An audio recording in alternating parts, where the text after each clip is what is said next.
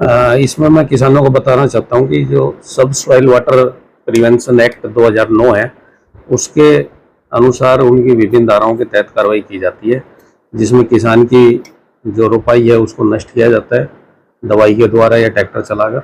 मेरी आप सबसे हाथ जोड़ के ये अपील है कि इस तरह के काम ना करें, ताकि प्रशासन को भी आपके खिलाफ कोई कार्रवाई करनी पड़े। नमस्कार, मैं आपके चैनल के माध्यम से सभी किसान भाइयों को भी नमस्ते बोलता हूँ और उनका स्वागत करता हूँ।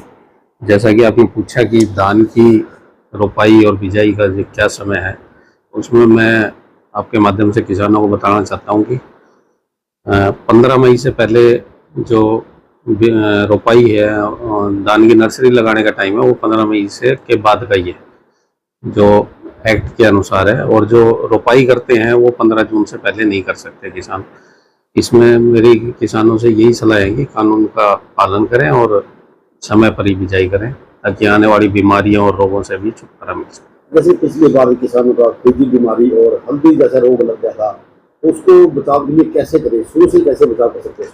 ये आपने विनोद जी बहुत अच्छा सवाल पूछा है किसानों के हित के लिए, और मैं आपको बताना चाहता हूँ कि ये जो बोने किस्म की जो बीमारी आई थी 2022 में हरियाणा में पहली बार आई थी, 23 और 24 में इसका असर बहुत कम था, लेकिन पिछले साल 2025 में ये भयंकर रूप ले गई थी बीमारी। इसके जो वैज्ञानिक हैं उन्होंने शोध किया और उसमें ये पाया कि जो अर्ली ट्रांसप्लांट या अर्ली सोइंग नर्सरी की है, उसकी उस धान में ज़्यादा बीमारी आई है। ये अब की बार भी ये सलाह दी है किसानों को वैज्ञानिकों के द्वारा कि भाई समय से पहले बिजाई ना करें और हो सके तो लेट ही उसकी रोपाई करें। तो अगर किसान कोई भी आपको जानकारी लेना चाहता है तो आपका नंबर क्या रहेगा?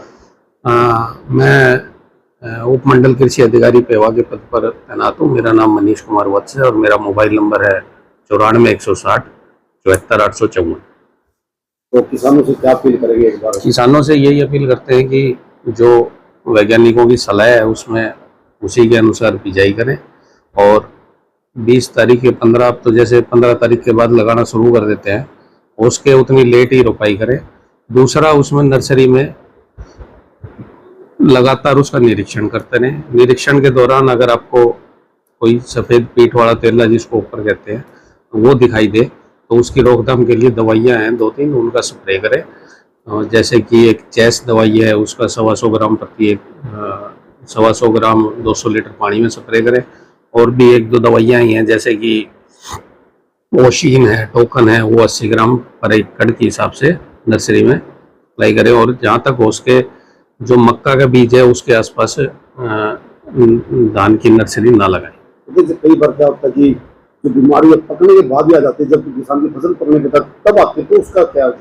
और मैंने आपको बताया कि एक विषाणु रोग है जो उसका वेक्टर है, जिसके माध्यम से ये फैलती है, वो व्हाइट ओपर है, सफ़ेद पीठ वाला तेला आम भाषा में किसान बोल देते हैं, उसकी वजह से ये बीमारी फैलती है। तो वही मैंने आपको बताया कि उसका रोकथाम करेंगे तो कहीं ना कहीं ये बीमारी आगे बढ़ने से बच सकती है।